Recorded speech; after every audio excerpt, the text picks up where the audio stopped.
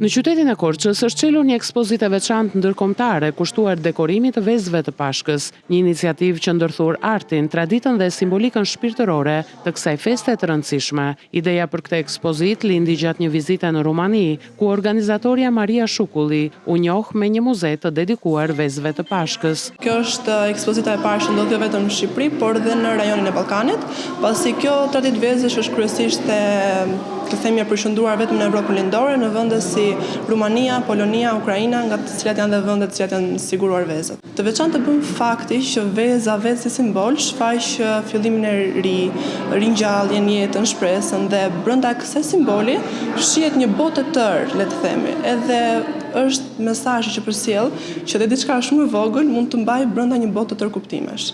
Kemi vendosur Korçën sepse kam bindjen që qyteti ku Pashkët dhe krishterët festojnë më mirë është Korça. Do jetë një ekspozitë shëtitëse, do ta shëtisim në gjithë Shqipërinë. Këto janë vezë origjinale, duke filluar nga vezët e pulës të vogla deri te vezët e strucit.